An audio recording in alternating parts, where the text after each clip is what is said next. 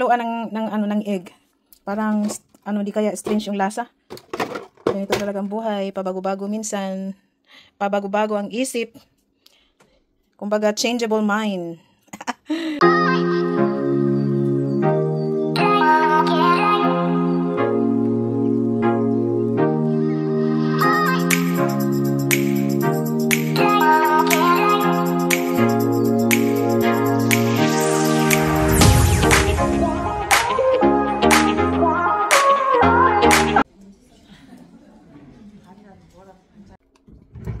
Hello everyone! So today is Wednesday. It's March 5. So pang ano na ngayon? Pang 4th day of Ramadan. So fasting po tayo. So magluto tayo ng pang pagkatapos ng pang iftar natin.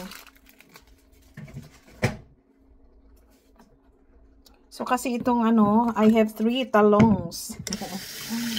I have 3 eggplants. So, lulutuin ko siya. Gigisahin ko with, egg with eggplants na ito. Kasi malapit na siyang masira. Sayang naman. Eh, binili ko pa naman ito. Iba talaga yung galing sa puno, yung fresh na fresh. Eh, wala tayong ganyan eh. As of now, wala tayong ganyan. Inshallah, magkaroon din tayo ng mga fresh na gulay someday. Inshallah. So, dapat pala, bilog yung pagkaano ko, no? Ganyan. Para para maganda. Maganda yung pagka-hiwa, pagka-slice. Dapat ganyan na lang. So, haluan ko siya ng egg. Tapos nito magluluto din ako ng pansit bihon. Ganito talaga pag mag-fasting, grabe ang craving. Pero tiis-tiis lang. Alhamdulillah, sa awa ng Diyos, okay naman ang fasting natin. 4 days na tayo, alhamdulillah. Always praying na makasurvive ako this month. Ako, biglang nagbago yung isip ko. Sabi ko kanina, yung egg with eggplant tapos with egg. Eh naisip ko meron pala akong okra, so ang mangyayari nito pero hindi naman siya pwedeng tawaging pakbit kasi wala naman din naman kumpleto, wala naman kalabasa. Basta feel ko lang parang gusto kong kumain ng gulay.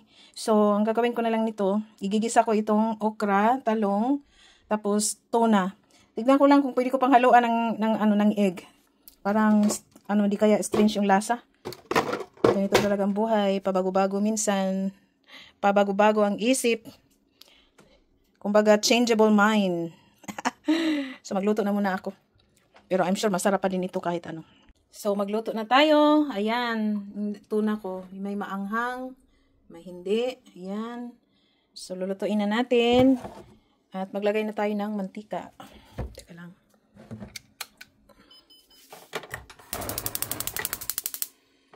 Yan. So, ito yung mantika natin. Olive oil.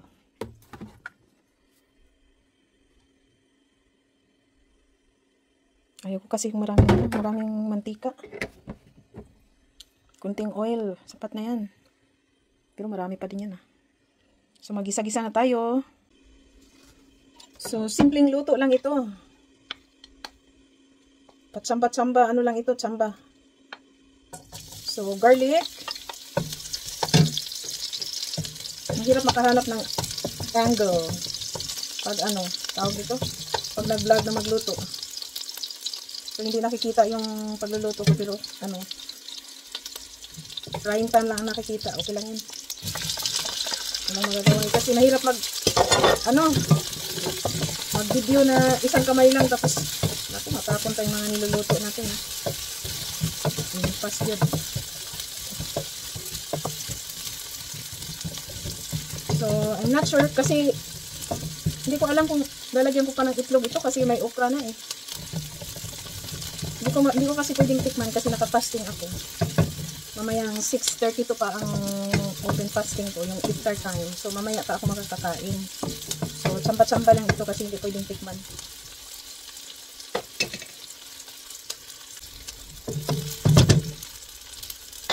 So, lagay na natin ang tuna. Unahin natin ang tuna.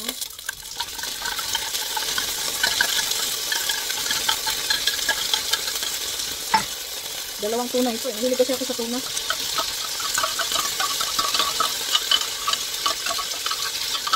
Wala akong masyadong ano ngayon. Wala akong content.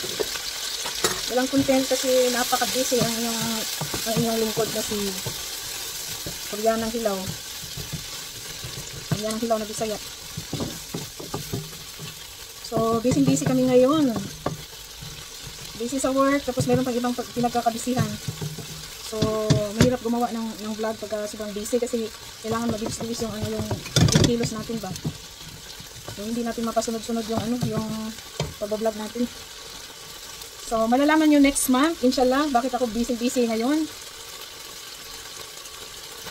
Yun, paano pa no? Pa-suspense. At saka, ito nga, Ramadan. So, ang Ramadan, isang buwan ko ito. So, kailangan po talaga natin, mag-divide ang ating, dapat tawag nito, ma-divide natin ang ating mga hectic schedule.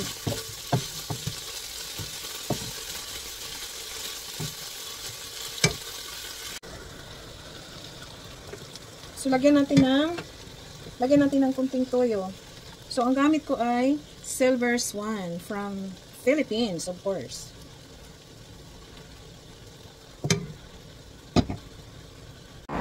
Bago tayo magpatuloy, please like and share and subscribe. Thank you very much. At saka, lagyan ko ng mainit na tubig.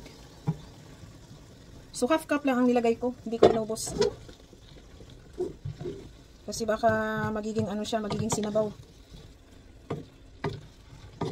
Hindi ko pa nilagyan ng itlog. Nag-iisip pa ako kung lagyan o hindi.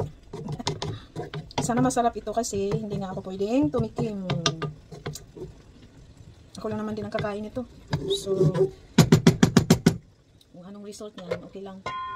Kasi ako lang naman ang kakain.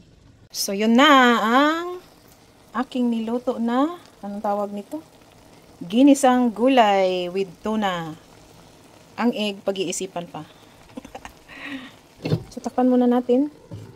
Yan, wala siyang walang takip na sarili, kaya ibang takip ang ginagamit ko. Oh, ayan, nilagyan ko na ng itlog. So, nilagyan ko ng itlog, isang itlog lang para first time in my life na nagisa ng ng ganito na may itlog kasi di naman ito kasi ang plano ko eh. So, ganyan talagang mangyari pag changeable mind tayo. Ayan. Changeable mind. Personality, anong klaseng personality ito? Luto na. So, nilagay na natin sa container. So, hindi ko naman maubos to sa isang kainan lang. Siguro kakainin ko to ng mga 3 to 4 times. Lagay ko lang siya sa fridge. Tapos pag gusto ko nang kumain, iinitin na lang natin. So, yan ang style ko. Para hindi laging araw-araw magluluto. Ganyan naman style dito namin sa Korea eh. Ewan ko lang sa iba kung anong style nila. Baka everyday din sila magluluto. Pero ako kasi, dahil busy, so kailangan maramihang luto na yan. Hello! I'm back! So, magluto tayo ng pansit bihon. Bihon lang pala, walang pansit. Basta yun na yun. So, meron tayo, ang sahog natin ay kung anong available dito sa bahay, yun lang. Kung anong meron sa ref. So, chicken boneless. Meron tayong shrimps, carrots, and lettuce. Lettuce ba yan? So, I'm back. So, magluto tayo ng bihon. So, ang ingredients ay kung ano-ano lang ang meron na available sa ating loob ng fridge. So, meron tayong boneless chicken, meron tayong shrimps, carrots, and cabbage or repolyo. So, kunting bell pepper. So, kasi yan lang ang natira. Tsaka garlic and white onion. Kadalasan dito sa Korea, white onion. Bihira lang yung pula, yung kagaya sa Pinas. So, mamaya ako tulutuin kasi it's already 3:32. So, mag-prepare na ako for after prayer. Yung after prayer, yan yung pang-tatlong prayer. Third prayer of the day. So, mag-prepare ako. So, pagkatapos kong mag-pray, magluluto na ako. So, papakita ko na lang sa inyo mamaya. Okay?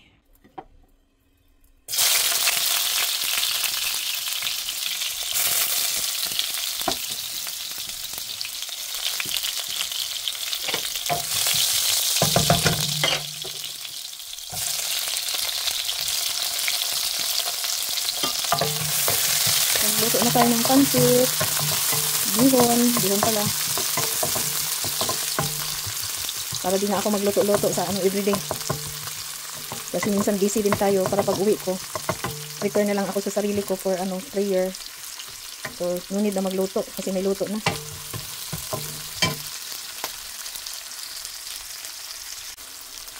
So, kunting brown na lang. Pag nag-brown na siya, lunod na natin ang chicken. So, ayan na yung chicken. So, maya na yung shrimp. Kasi yung shrimp kasi, mabilis lang siyang maluto. Pag na-overcook siya, hindi na din siya masarap. So, maya na natin siya ilagay. Nilagyan na natin ng toyo, yung Silver Swan from Philippines. Ayan, luto na. So, di ko siya matikman.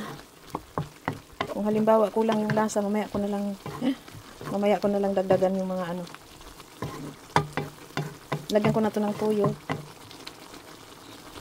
So, lagay ko na yung bihon.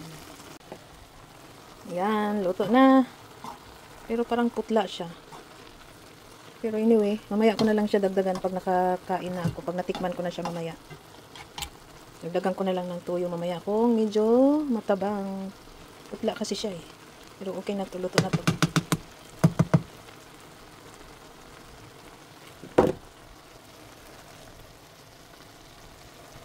So, ready na ang ating iftar time mamaya. 6:37 pa ang dito, ng open fasting. Maghintay pa tayo. Ano na ngayon eh? Anong oras na ba ngayon? 4:58 pa lang ngayon. So, maghihintay tayo ng 6 until 6:37 p.m. Kunting tiis na lang. Thank you, Lord. Alhamdulillah. Malapit na naman tayong makaabot sa 6:37 p.m. So, thank you very much, guys. Thank you for watching. So, see you around. God bless everyone. Bye.